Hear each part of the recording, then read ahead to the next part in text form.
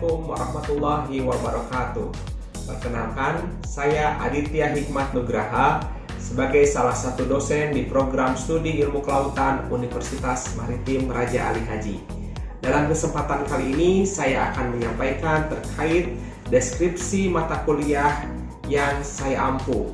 Hal ini disampaikan dalam rangka pernyataan diri dosen dalam rangka unjuk kerja Tridharma Perguruan Tinggi. Baiklah, deskripsi mata kuliah yang saya sampaikan mengenai mata kuliah Fisiologi Tumbuhan Laut. Mata kuliah Fisiologi Tumbuhan Laut merupakan salah satu mata kuliah kompetensi utama yang berada di program studi ilmu kelautan. Mata kuliah ini diberikan kepada mahasiswa di semester 5. Pada mata kuliah ini, mahasiswa akan mengenal mengenai konsep biologi dan fisiologi pada tumbuhan laut, meliputi pembahasan karakteristik morfologi, struktur anatomi, pertumbuhan, reproduksi, dan konsep fisiologi lainnya. Tumbuhan laut yang dipelajari dalam mata kuliah ini mencakup mikroalga atau fitoplankton, makroalga, lamun, dan mangrove. Saat ini, proses perkuliahan untuk mata kuliah fisiologi tumbuhan laut dilakukan secara daring, mengingat kondisi saat ini masih berada dalam situasi pandemi COVID-19. Kegiatan perkuliahan diberikan dengan menggunakan aplikasi pertemuan daring seperti Zoom dan Google Meet. Mata kuliah ini merupakan mata kuliah yang memiliki bobot SKS sebesar 3 SKS, di mana 2 SKS untuk kegiatan perkuliahan dan 1 SKS untuk kegiatan praktikum.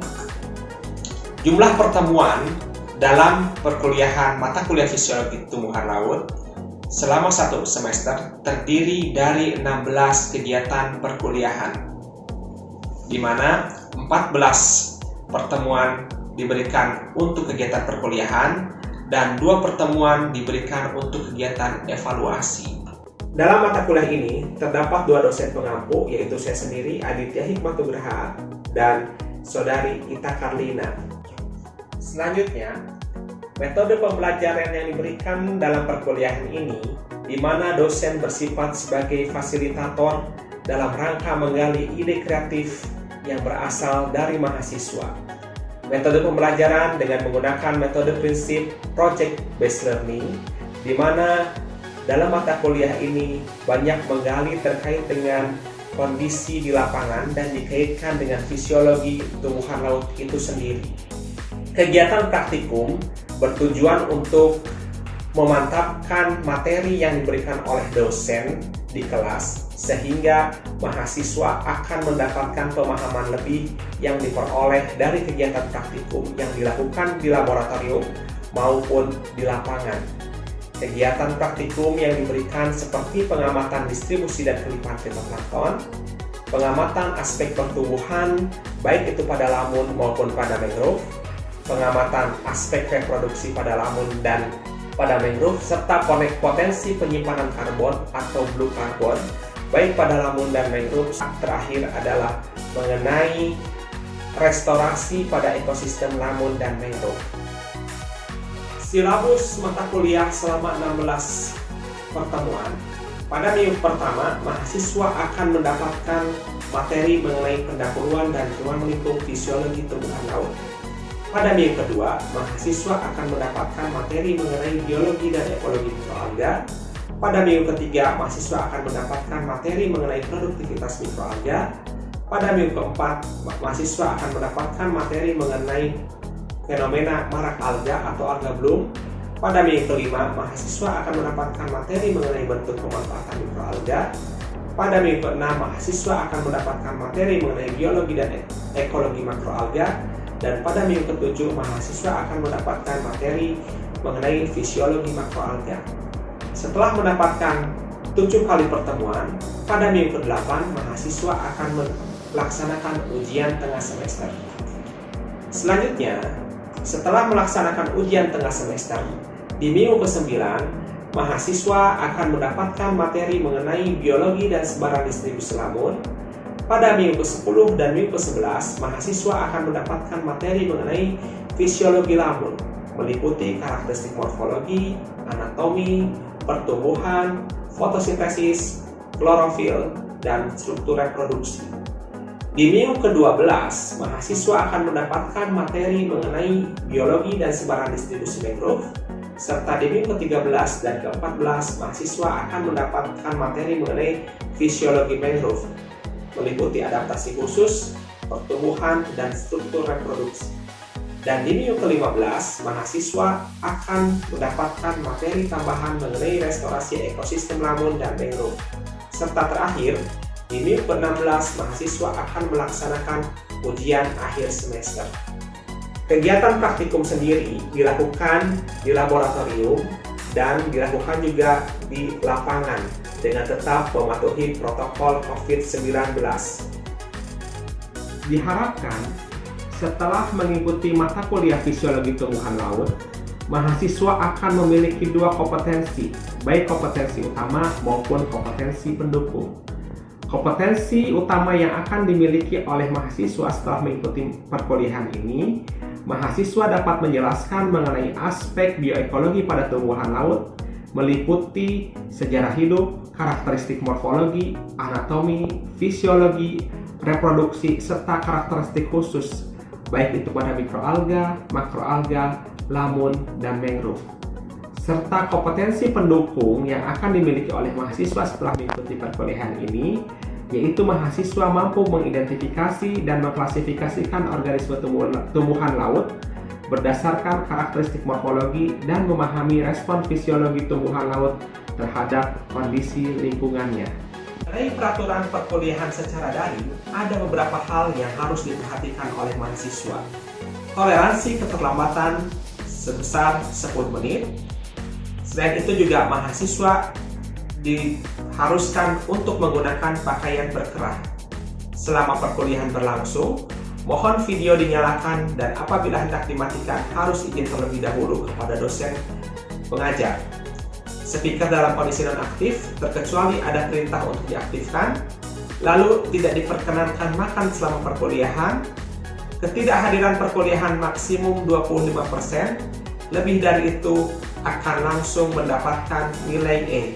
Serta mahasiswa yang melanggar peraturan selama perkuliahan akan dikeluarkan dari ruang kuliah daring.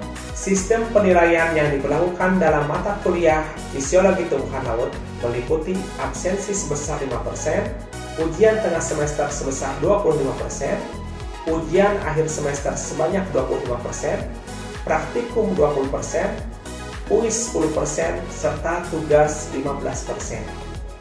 Untuk menilai tingkat keterampilan dapat dilihat dari aktivitas praktikum yang dilakukan oleh mahasiswa, baik di laboratorium maupun di lapangan.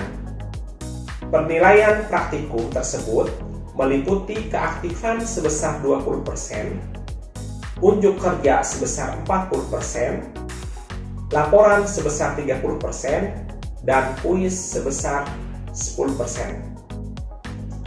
Baiklah, selain itu, mata kuliah ini juga dilengkapi dengan adanya RPS. Demikian yang bisa saya sampaikan mengenai deskripsi mata kuliah yang saya ampu, yaitu fisiologi tumbuhan laut. Billahi taufiq wal hidayah. Wassalamualaikum warahmatullahi wabarakatuh.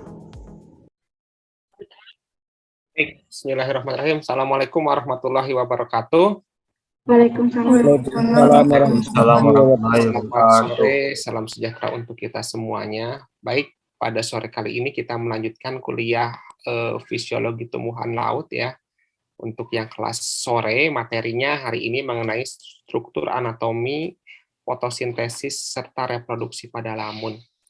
Nah, sebelum lanjut kita kuliah, ya saya ingin tanya dulu nih beberapa mengenai masih ada tidak yang ingat materi minggu lalu kita kuliah terkait apa ya? Linda, hadir Linda? Hadir, Pak.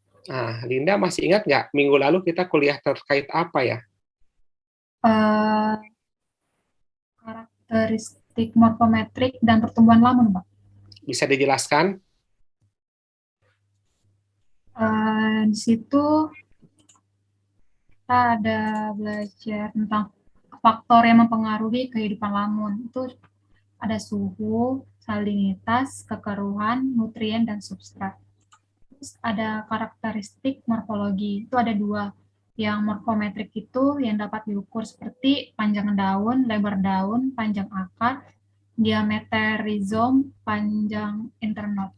Terus yang keduanya ada meristem, itu yang dapat dihitung. Itu seperti jumlah daun, jumlah urat daun, Pak. Oke. Kalau pertumbuhan seperti apa? Ya, Pak, Pertumbuhan. pertumbuhan. Hmm. Eh,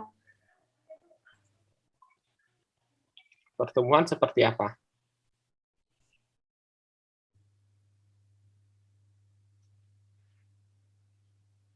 Ada yang bisa menambahkan? Siapa yang bisa menambahkan? Oke, tadi beberapa sudah disebutkan.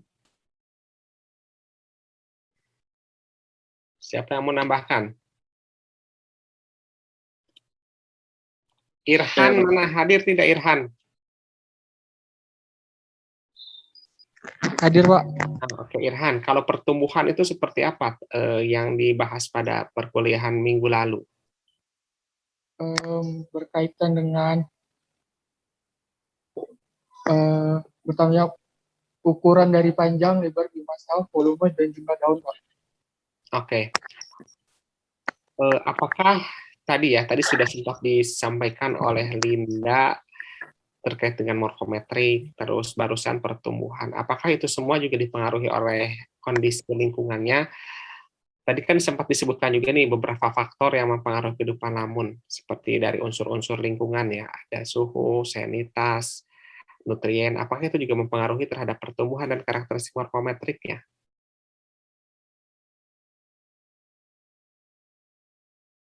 Silahkan dijawab Irhan.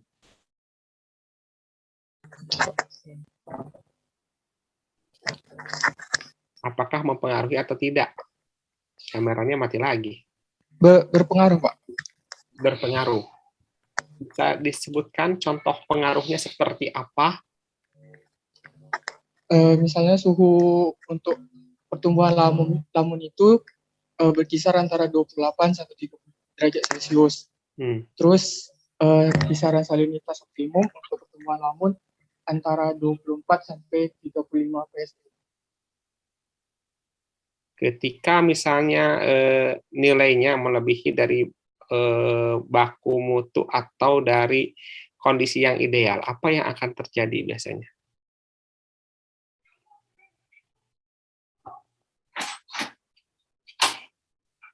Bisa menambahkan, Irhan?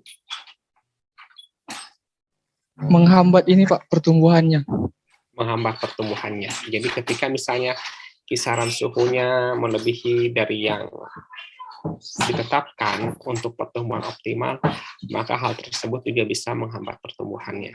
Artinya, sesuatu yang ada di lingkungan, termasuk kita, makhluk hidup, pasti akan dipengaruhi oleh kondisi lingkungan di sekitarnya. Ya, kondisi lingkungan di sekitarnya itu ya seperti faktor-faktor abiotik, itu pasti akan mempengaruhi terhadap proses kehidupan dari makhluk hidup itu sendiri. Termasuk yang terjadi juga pada manusia, gitu ya. Manusia juga setidaknya ya dipengaruhi oleh kondisi lingkungan di sekitarnya juga. Tapi beruntungnya manusia, dia dibekali oleh akal dan pikiran, ya, sehingga dia bisa memilah dan memilih mana lingkungan yang baik dan mana yang lingkungan yang buruk. Itu terkait dengan yang terjadi dalam kehidupan. Jadi semua itu mempengaruhi, ya, kondisi lingkungan itu pasti mempengaruhi. Nah, kita lanjutkan ya kuliah kita sore hari ini. Ini di kuliah 2 minggu yang lalu sempat saya sampaikan ya mengenai perbedaan anatomi dari lamun dan tumbuhan tingkat tinggi yang ada di darat. Ya, di sini contohnya adalah daun gandum. Nah, ada yang bisa membedakan tidak ya antara struktur anatomi lamun dan tumbuhan tingkat tinggi yang ada di darat. Ada yang bisa membedakan? ini sudah sempat saya sampaikan 2 minggu yang lalu pas kita sekilas ya di biologi umum mengenai lamun gitu. Ada yang bisa menyampaikan tidak? Jadi apa bedanya? Yang atas nih gandum, yang bawah nih lamun. Gandum kan tumbuhan yang hidup di darat ya. Nah, ini yang bawah ini lamun ya, kurang lebih dari Thalassia dan Halodule. Apa perbedaan dari struktur anatominya? Ayo, siapa yang bisa jawab?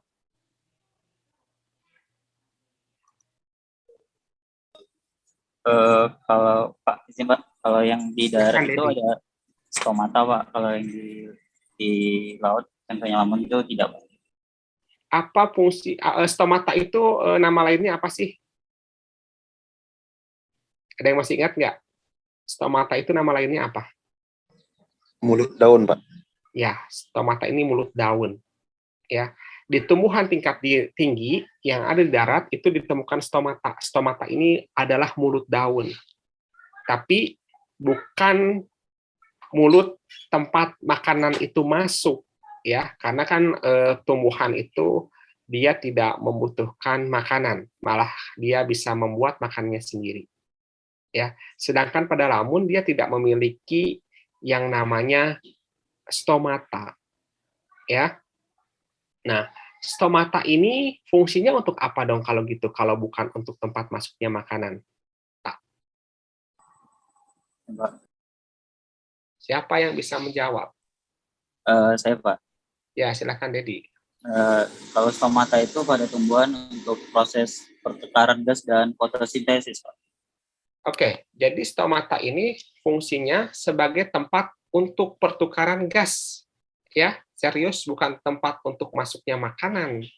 Ya, karena pada tumbuhan dia tidak memerlukan makanan dari luar gitu, karena dia bisa menciptakan makanannya sendiri. Jadi, ya, stomata ini adalah tempat keluar masuknya gas. Ya, kita tahu bahwa tumbuhan pasti memerlukan gas. Ya, gas itu kan salah satu bahan yang digunakan dalam proses fotosintesis. Ya, nah di tumbuhan lamun yang hidup di perairan, dia tidak memiliki yang namanya stomata. Ya, jadi dia adanya epidermis yang tipis, ya, sehingga gas bisa masuk secara ini melalui epidermis yang tipis ini ya, kemana? Ke dalam tubuhnya, ya, ke dalam tubuh dari si lamun. Itu yang pertama. Jadi adanya stomata di tumbuhan tingkat tinggi yang hidup di darat, sedangkan di lamun itu tidak ditemukannya stomata. Lalu yang kedua apa? Selain stomata, perbedaannya apa? Apa perbedaannya selain stomata? Kalau lamun itu memiliki lakuna, itu tuh rongga-rongga yang dimiliki pada lamun agar dia tetap tegak saat air pasang. Sementara kalau tumbuhan di darat itu nggak punya. Oke, bagus. Ya, jadi ada lakuna. Ya, lakuna ini adalah rongga-rongga yang bisa diisi oleh udara atau gas, sehingga dia ketika dalam kondisi pasang, ya, kondisi perairannya itu tinggi, dia bisa berdiri tegak. Ada lakuna, ini lakuna. Sedangkan pada tumbuhan tingkat tinggi yang ada di darat, dia tidak memiliki lakuna.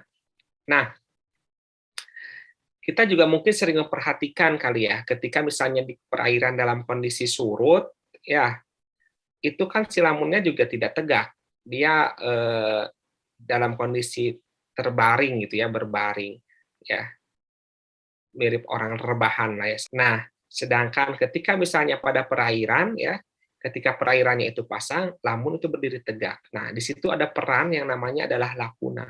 Lakuna di sini adalah rongga-rongga udara ya, yang dimana bisa terisi oleh udara sehingga ketika air itu pasang ya, dia bisa berdiri tegak. Nah, perbedaan lainnya yaitu pada epidermisnya, ya. di mana pada epidermis daunnya itu kaya akan kloroplas, jadi banyak mengandung kloroplas sehingga banyak cara untuk mengikat oksigen, ya. Berbeda pada pada tumbuhan tingkat tinggi, dia hanya lewat stomata ini pertukaran gas, ya. Dengan adanya kloroplas yang banyak ini juga proses fotosintesis akan berjalan lebih efektif lagi, ya, seperti itu, ya. Jelas ya. Jadi kalau ditanya ketika ujian, ya apa beda struktur anatominya, ya sebutkan tadi. Stomata itu tidak ada di lamun, ya. Kalau di lamun adanya epidermis yang tipis yang mengandung kloroplas, ya. Di tumbuhan tingkat tinggi yang ada di darat dia tidak memiliki lakuna, ya. Sedangkan pada lamun dia memiliki lakuna yang perannya sebagai rongga-rongga udara sehingga dia bisa berdiri tegak ketika dia hidup terendam di bawah air. Tadi Putri mau jawab apa? Jaringan di lamun itu lebih rapat ya Pak daripada yang tumbuhan di darat. Apanya? Jaringannya gitu Pak. Jaringannya? Yang bulat-bulat ini lebih rapat daripada yang di tumbuhan darat. Kalau kita lihat dari sini. Tapi itu tidak terlalu tidak terlalu berpengaruh, jadi sama saja, tapi memang ukurannya lebih kecil. Kalau ukuran itu juga tergantung juga terhadap jenisnya juga. Ini Jamal kenapa keluar masuk terus ya? Jamal, kenapa Zoom-nya keluar masuk terus? Jaringannya Pak. Oh, di mana? Masih di masjid. Oh, di masjid.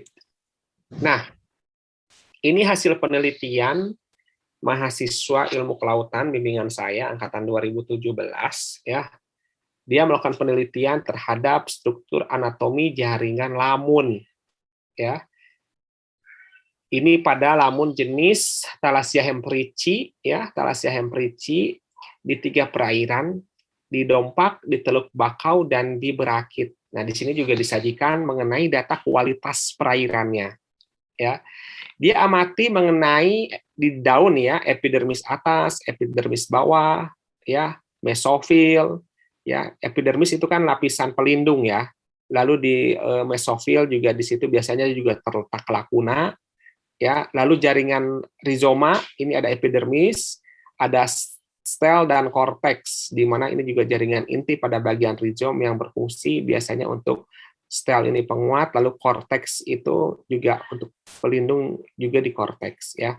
Nah, di 3 lokasi ini ya, untuk yang bagian daun apabila dilihat ya, itu pada perairan Berakit umumnya ukurannya dia memiliki ukuran struktur anatomi daunnya itu lebih besar dibandingkan pada perairan Dompak dan Teluk Bakau.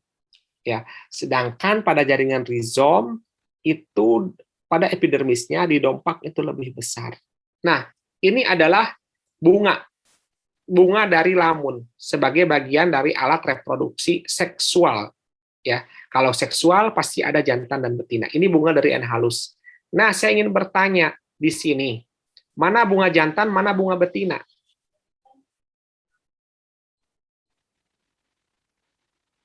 Ayo, mana bunga jantan, mana bunga betina?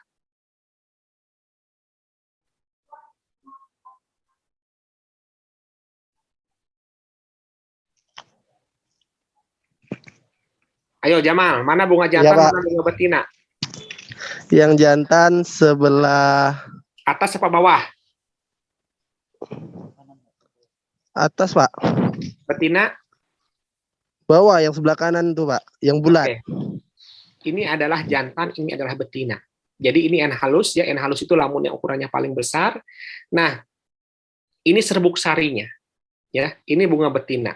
Nanti serbuk sari ini adalah yang akan membuahi si bunga betina ini. Jadi lamun ini termasuk ke dalam tumbuhan berumah 2. Berumah 1. Ya, berumah 1. Artinya berumah 1 adalah jantan dan betina tidak terletak pada satu tegakan yang sama. Nah, yang putih ini adalah serbuk sari yang keluar, ya, serbuk sari yang keluar dari N halus, ya. serbuk sari. Jadi pada saat itu memang lagi puncak-puncaknya banyak serbuk sari yang keluar. Jadi yang putih-putih ini serbuk sari. Nah, kebetulan pada saya saat pertama kali datang itu air sedang pasang. Ya, air sedang pasang tapi bergerak menuju surut.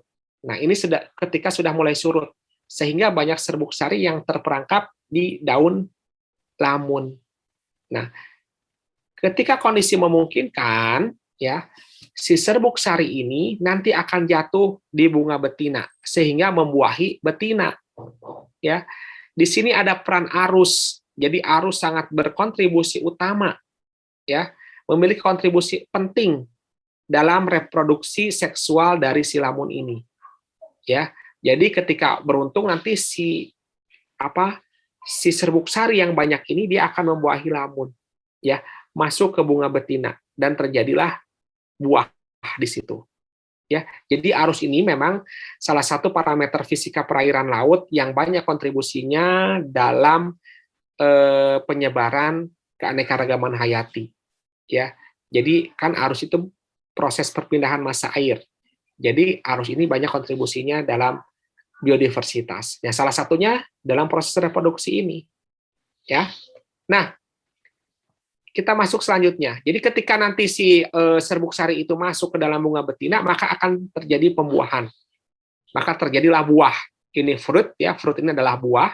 Nah, nanti si buah itu juga kan semakin tua, buahnya akan lepas, sama seperti kita punya pohon durian. Ketika duriannya sudah masak, maka duriannya akan jatuh, lepas dari pohonnya. Ini pun sama. Ketika si buahnya itu sudah tua, sudah masak, ya, maka si buah tersebut akan lepas. Ya, lepas ke permukaan. Silakan, tadi ada yang mau bertanya? Andika, Pak. Andika. Silakan. Mana Andika? Bukan Andika Kangen Band ya? Saya, Pak. Silakan. Saya mau bertanya mengenai lamun tadi, Pak. Kalau misalnya air surut tuh lamun tetap melakukan fotosintesis atau tidak, Pak? Tetap berfotosintesis. Ya, karena kan bahan utamanya cuman itu, CO2 dan H2O. Ya, tetap berfotosintesis. Tapi kalau kelamaan surutnya itu menyebabkan dia kekeringan juga, terpapar, ya, sehingga itu mempengaruhi pertumbuhannya. Apalagi kalau cahaya matahari sangat terik gitu ya. Karena saya sudah pernah melakukan ini, penelitian saya terkait pertumbuhan waktu S2, itu di lokasi yang sering terpapar, ya, apalagi biasanya lamun yang kecil-kecil, itu sangat mudah dia boleh dikatakan seperti kekeringan gitu ya, karena kelamaan terpapar. Nah, itu juga salah satu faktor yang mempengaruhinya juga. Fotosintesisnya terus berjalan. Ya, seperti itu. Silakan, ada lagi?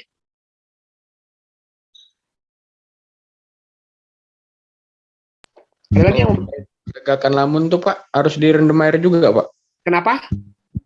Misalnya transplantasi kan nih Pak, mau mindahin tegakan nih Pak. Iya, iya. Nah, jadi si tegakannya air, itu, si tegakan lamunnya ketika dalam proses pemindahannya, begitu kan Gilang ya? Misalnya dari suatu lokasi ke lokasi lain ya. Iya kan, maksudnya itu kan, itu harus dalam kondisi terendam, jadi dengan airnya. Karena kalau tidak dia kering. Ya, jadi dalam proses distribusinya mengangkatnya harus dengan airnya, ya, karena kering dia nanti. Kalau kering nanti juga adaptasinya ini juga lama lagi kan, dia juga jadi memperlambat gitu. Jadi harus dengan airnya, seperti itu. Ya. Ya Pak, paham Pak. Paham? Oke. Ada lagi yang mau bertanya?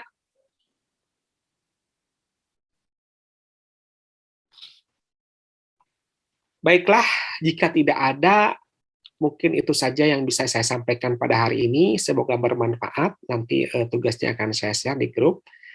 Saya cukupkan sampai di sini ya. Mohon maaf apabila ada kekurangan atau perkataan yang tidak berkenan. Saya cukupkan. Assalamualaikum warahmatullahi wabarakatuh. Selamat sore. Waalaikumsalam. Terima kasih, Pak. Terima kasih, Pak. Waalaikumsalam. Waalaikumsalam.